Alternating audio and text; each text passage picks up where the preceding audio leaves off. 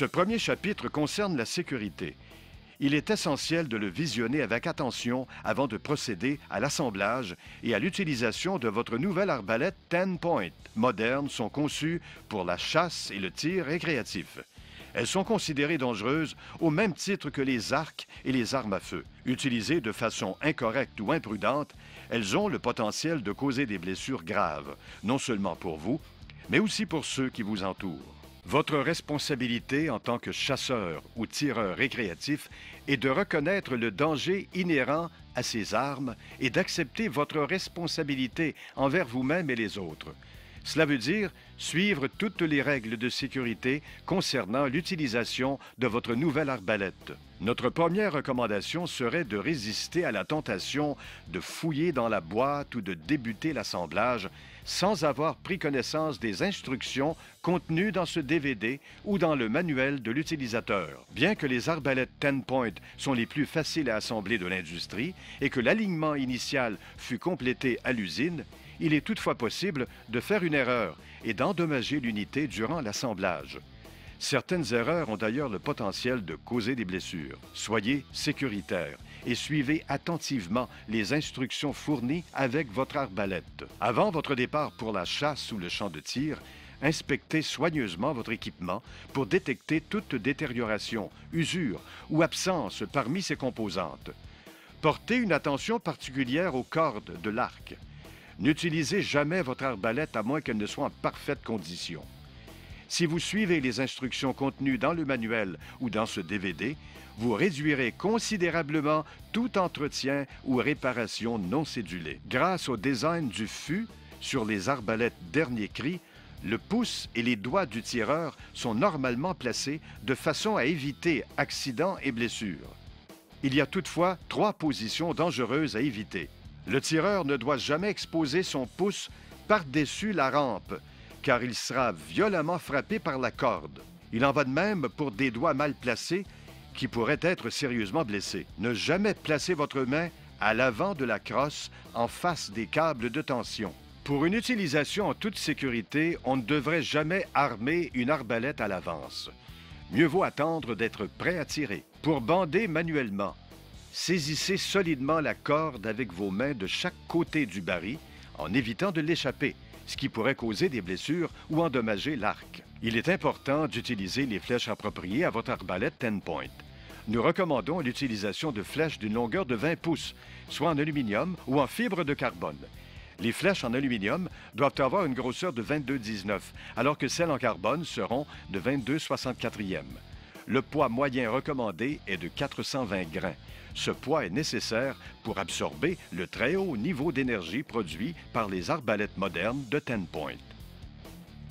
Voici la façon de charger une arbalète. Prenez la flèche par le bout et placez l'empenne de couleurs différentes dans le rail de guidage. Puis, poussez-le jusqu'à ce qu'il contacte la corde.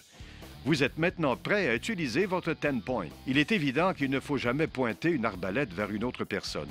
D'ailleurs, la prudence dicte qu'il ne faut jamais pointer l'arme vers une direction autre que la cible choisie, que ce soit accidentellement ou volontairement. Sur des sites de pratique avec des compagnons de tir, assurez-vous de toujours pointer l'arbalète vers les cibles. Lorsque vous êtes prêt à tirer, assurez-vous qu'il n'y a personne directement autour de vous pour éviter tout danger si la corde venait à se rompre. Pour terminer, ne déverrouillez le cran de sûreté qu'à l'instant où vous êtes prêt à tirer. En vous préparant pour une sortie de chasse, vérifiez que toutes les pointes de chasse sont bien installées dans le protecteur de pointe. Il est extrêmement dangereux de se déplacer avec des pointes de chasse à découvert ou bien une flèche insérée au préalable dans l'arbalète. Plusieurs cas de mortalité ont été signalés parce que des chasseurs imprudents ont glissé ou bien tombé en portant une arbalète chargée. Nous recommandons l'utilisation de miradors vérifiés et approuvés par l'Association des fabricants de miradors. Il faut aussi visionner le DVD fourni par l'association et livré avec votre mirador. On ne saurait jamais être trop prudent. Les accidents de mirador font partie des accidents de chasse les plus fréquents, avec les séquelles les plus importantes. Voici le plan de sécurité que vous devriez suivre en chassant à partir d'un mirador. En arrivant au mirador, on doit bander l'arbalète. Si vous n'avez pas de mécanisme d'assistance permettant de bander l'arbalète d'une position assise, il faut le faire au sol. Il est trop dangereux de le faire debout sur le mirador. Attachez la corde de halage à la partie postérieure de l'arbalète, car il est dangereux de grimper en transportant son arbalète. Avant de monter, vérifiez votre harnais de sécurité pour vous assurer qu'il est bien arrimé et en bonne condition. Grimpez en gardant vos deux mains en contact avec l'échelle en tout temps. Arrivez sur la plateforme, attachez votre harnais au tronc de l'arbre en assurant la solidité de l'ancrage. C'est alors le moment sécuritaire de remonter votre arbalète. Avant de mettre une flèche en place, vérifiez toutes les lignes de tir possibles afin de déterminer quelles sont les branches à émonder. Si les branches de votre arbalète venaient à frapper un obstacle durant le tir, vous pourriez l'endommager ou possiblement vous blesser. Finalement, vous êtes prêt à placer la flèche, posez l'arbalète sur vos genoux et débutez votre chasse. La chasse terminée, vous devez enlever la flèche et l'insérer dans le protecteur de pointe du carquois. Attachez l'arbalète à la corde de halage pour la descendre au sol. Détachez votre harnais de l'arbre, puis descendez avec la même prudence que vous preniez lors de votre ascension. Vous avez sûrement remarqué que nous avons omis de mentionner une tâche en particulier dans cette séquence. Et pourtant, c'est pertinent à l'une des questions qu'on nous demande le plus souvent. Quelle est la meilleure façon de désarmer notre arbalète si nous n'avons pas tiré? La technique la plus sécuritaire pour désarmer une arbalète consiste à tirer une vieille flèche dans un sol mou ou sablonneux, ou bien attendre votre retour à la maison pour tirer dans une cible de pratique. Il est très dangereux de désarmer une arbalète manuellement ou bien avec un système d'étirement manuel ou mécanique. Ça y est, nous venons de couvrir la plupart des sujets importants concernant la sécurité lors de vos tirs de pratique et de chasse. Il est toutefois impossible de réviser toutes les situations et circonstances pouvant mener à un accident. Et comme recommandation finale, nous vous suggérons de penser constamment à la sécurité. Chaque fois que vous utilisez votre arbalète, n'oubliez jamais que c'est une arme mortelle utilisée pour tuer du gibier. Suivre ces conseils vous garantira de nombreuses saisons de tir et de chasse en toute sécurité avec votre nouvelle arbalète 10 Point.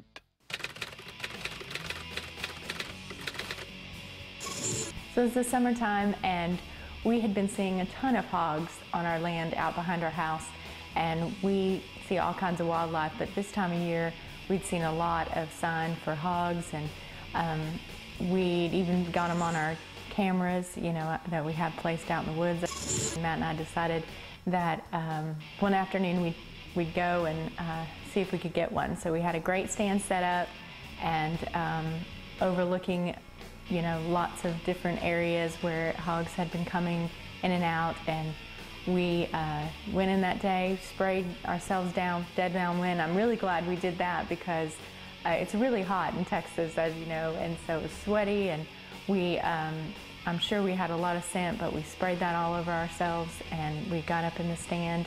Not real crazy about getting up real high, but the deer stands that we have set up are just so safe, and we had our safety gear on and climbed right up in there, felt comfortable, and then we waited. We hear something behind us, and here comes a big one. And so it was pretty exciting because whenever you get out there and you have a plan and you get up in the stand and something comes out and you get something accomplished that you were wanting to do, it was a lot of fun. And Matt and I don't get a lot of opportunities to hunt together, so it was quite fun. And I like shooting hogs. They're fun. They're easy to get when you're in the right spot. And so when this hog came in, it came back behind us, and I was just a statue. When I heard it, I didn't move. I'm always scared that I'm gonna hit something or move and then it's gonna scare it off. So he came around, I was scared to even look, and Matt told me it was there, and he kind of hit my arm, and so as he came around, I was ready to shoot. I could see him perfect, and I had a couple of really good shots, but as you can tell from the footage, there was a lot of limbs and a lot of trees, and branches and twigs and things that were in the way, so we were pretty high up. It was hard for us to both get the same angle, and so my adrenaline was running, and he was trying to make me wait until he got in the right spot, but there was a little clearing where he and I both could see, and when that hog came through, I just got it. I was ready to shoot, and I went after him, so it was pretty exciting to have it happen, and then he fell dead right behind us. I mean, we watched him run right behind the stand, and he was gone. You rocked this world, but Finally. I know I got him. he's dead right there. He's crashed. What's he, about 3 yards? I guess. I don't know. Too close to call. But on the downside, they're kind of frightening when you get down right at a hog. And so I don't know what it was, but I have a little fear of just grabbing the animal and, you know, holding it up. It's okay, but What about him that just scares you? I think it's gonna jump out and run at me. He's mad at me. He's laying there playing dead. No, he's not. That's what I think he's doing. So I had to make Matt drag that out for me and make sure he was completely dead before I touched it. And so, you know, I was a little scared, that's true. We're out behind our house in East Texas, and I finally have gotten my hog. He came in a few minutes before dark, came back behind us. We had some dogs come in earlier, and I didn't think anything was gonna come, but he came in behind us, and I was afraid to look. Matt told me he was there, and I just kind of took my time, and there was a couple of times I had a shot, but he couldn't see the hog at the same view that I did, and then finally we were both at the same angle, and he came through, and I shot him. I'm so glad. I missed one last year, and it kind of haunted me a little, and so I'm really glad this year to get this one. I think I did a really good job, and it was a lot of fun, and I'm always ready to kill. I'm wishing 4 or 5 would run out at one time so I could shoot more than one at a time, but anyway, it was a great hunt, and we had a really good time. If you would like more information about Brandy's Hog Hunt, visit closingthedistance.com. Suivons les étapes de l'assemblage de votre arbalète 10 Point telles que démontrées par Barb Terry du service à la clientèle, de la formation et de l'éducation chez 10 Point Technologies. Débutons avec un inventaire des morceaux sortis de l'emballage. Voici le fût complet avec les modèles AccuDraw et AccuDraw 50. Toutes ces pièces ont été assemblées à l'usine. Le télescope acheté en option a été installé et aligné sur une distance de 18,3 mètres, soit 20 verges, avant d'être expédié. L'arc vient avec VibraCush, la monture anti-vibration brevetée.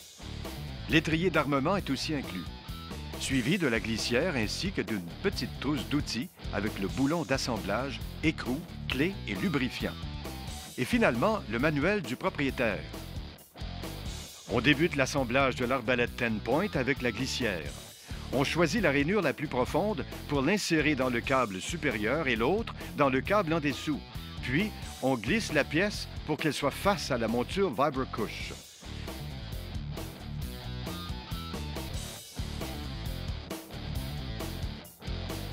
Après l'installation, il faut ajouter un peu de lubrifiant sur la facette concave.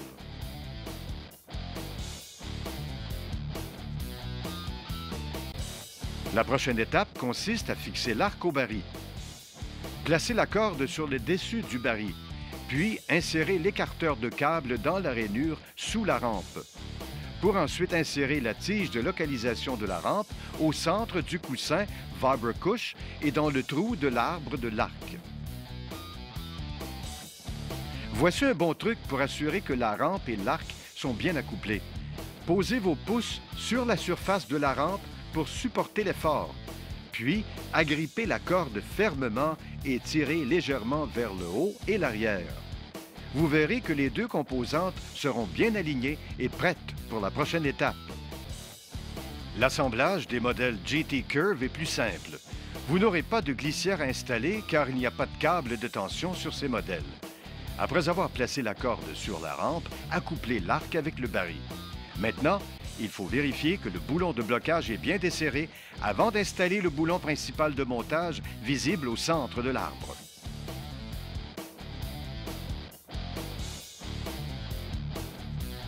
Pour le serrer, utilisez la clé fournie dans la trousse d'outils. Il faut serrer solidement sans utiliser une rallonge. Une pression manuelle est suffisante et ne peut pas casser les pièces jointes. Avec une allonge, on peut causer des bris non couverts par la garantie. Nous sommes maintenant prêts à installer l'étrier. Si vous avez commandé le modèle CLS, vous verrez que l'étrier est intégré à l'unité. Avant de le prendre en main, assurez-vous que l'étrier est orienté vers le bas afin de ne pas bloquer la trajectoire de la flèche.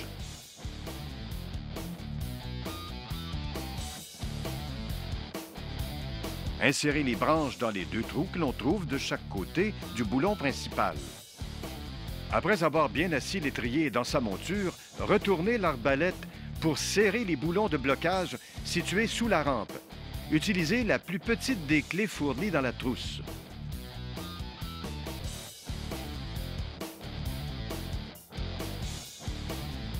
Vous avez 3 boulons à serrer, 2 pour bloquer l'étrier et celui du milieu pour verrouiller le boulon de montage principal.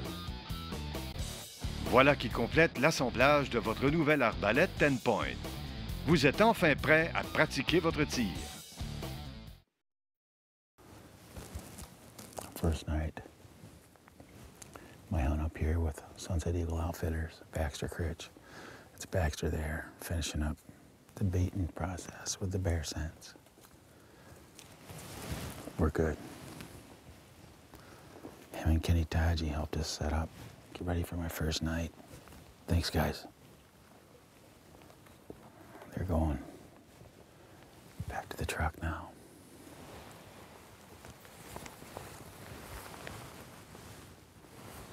It's about 5:15. There's several bears on this bait. One's a great big blonde, over 500 pounds. There hasn't been a bear killed off this bait site in 2 years. Might be the night. Hunting with a Phantom, 10 Point's new Phantom CLS, compact limb system. It's a tremendous piece of equipment, a precision crossbow, made for hunters specifically. This year we're hunting with a new Razor Cap by MAP. Razor Cap flies just like a field point. It's one vicious, evil piece of steel, as you can see.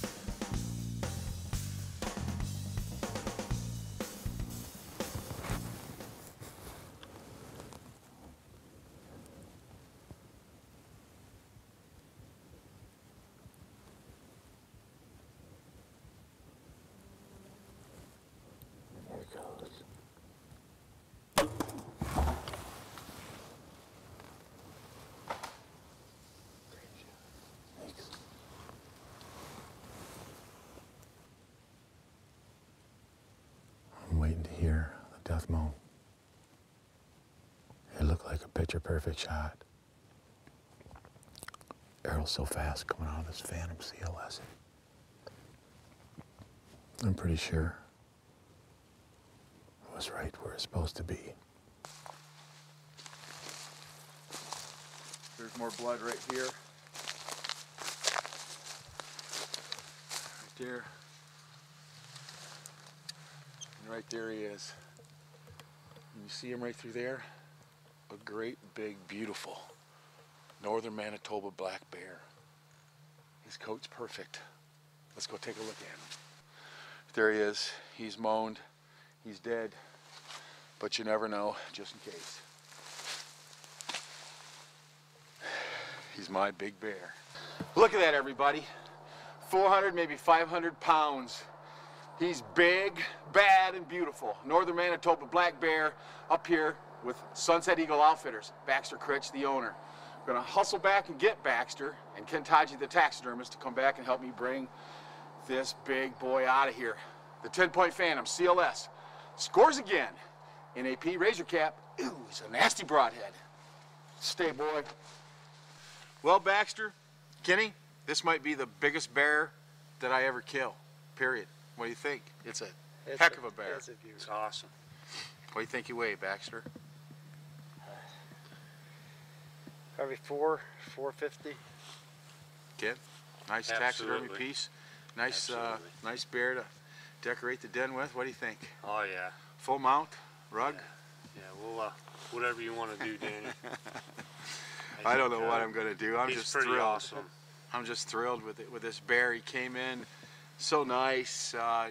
He came on the right side and stayed over there forever, where the barrel used to be. And I think he was trying to figure out why the barrel wasn't there. And finally, he kept looking over at the barrel where we moved it for the better shot with the 10-point Phantom today before the hunt. And he finally moseyed on over there and got pretty comfortable pretty fast and gave me the shot. And 10-point Phantom scores again.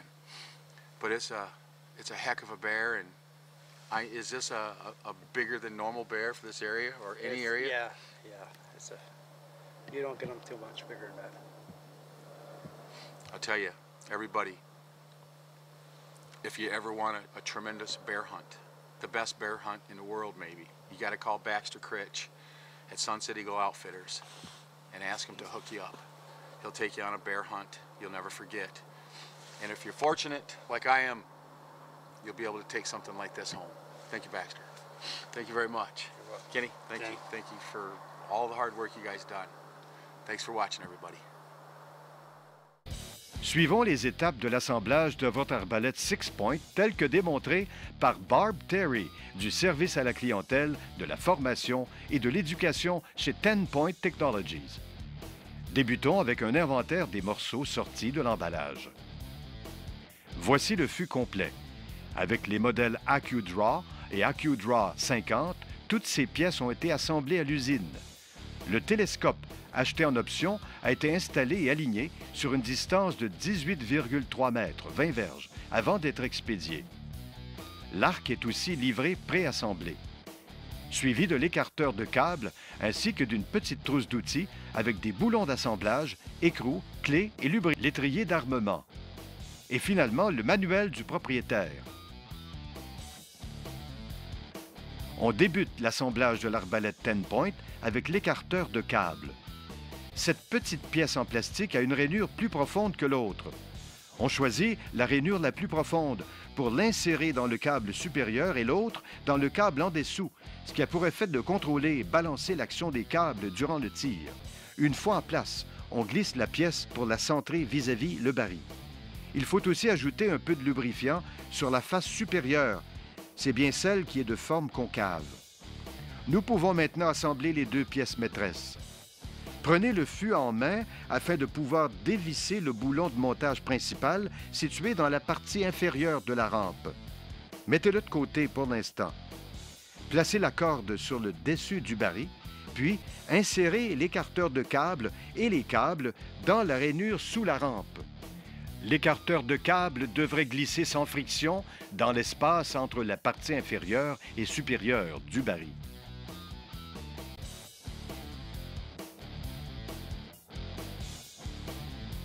Si vous avez le modèle GT Flex, n'ayant ni câble ni poulie, vous n'avez qu'à déposer la corde sur la rampe avant d'accoupler l'assemblage.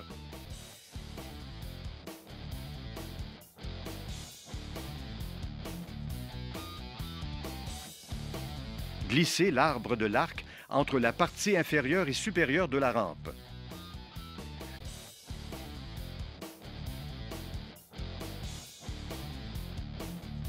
Une fois en place, retournez l'arbalète complètement pour choisir une des 3 positions disponibles sur ce modèle. Ces 3 positions vous donnent 3 niveaux de résistance.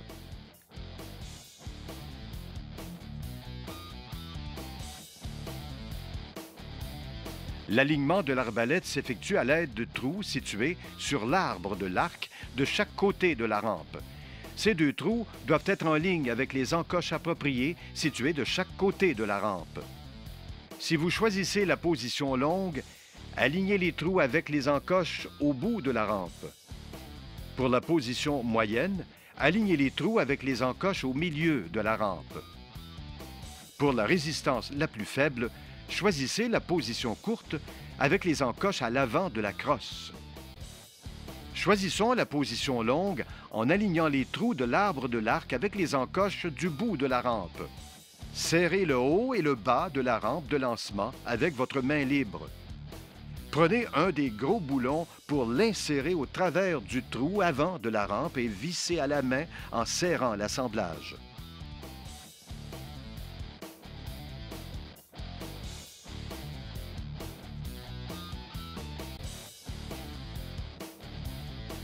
Faites de même avec le boulon arrière. Utilisez la clé Allen, la plus grosse, pour serrer les boulons avant et arrière.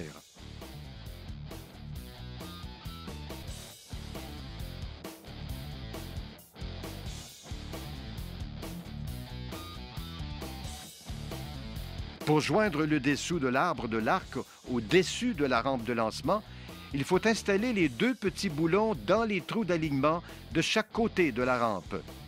Utilisez la petite clé Allen.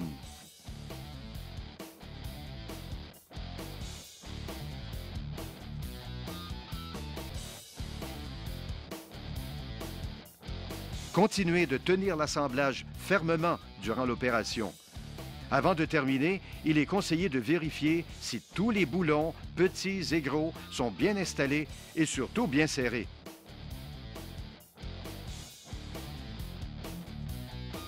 Cette séquence terminée, nous retournons de nouveau l'arbalète pour installer l'étrier. Une inspection de l'étrier vous permettra de remarquer qu'il y a une saillie au bas de la pièce qui doit être installée vers le bas pour ne pas nuire à la trajectoire de la flèche.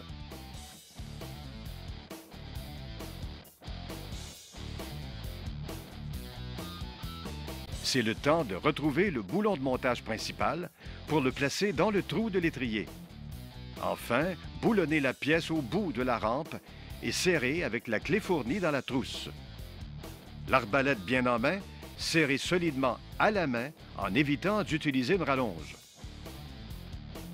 Avant de terminer, il faut prendre une dernière décision concernant l'emplacement du fût. L'arbalète vous est livrée avec le fût en position courte. Pour un tireur avec des bras courts ou avec une préférence pour une position de tir recroquevillée, le fût est bien placé. Toutefois, certains tireurs ont besoin de plus d'espace pour se sentir confortables. Voilà pourquoi 10 Point a voulu offrir la possibilité de bouger le fût. Le changement est fort simple. Dévissez et enlevez les 2 boulons sous le fût. Avancez le fût d'une position et replacez les boulons. Nous voilà enfin prêts pour utiliser notre nouvelle 10 Point. Randy, he's right behind that tree. He's standing up. He's gonna move. Let's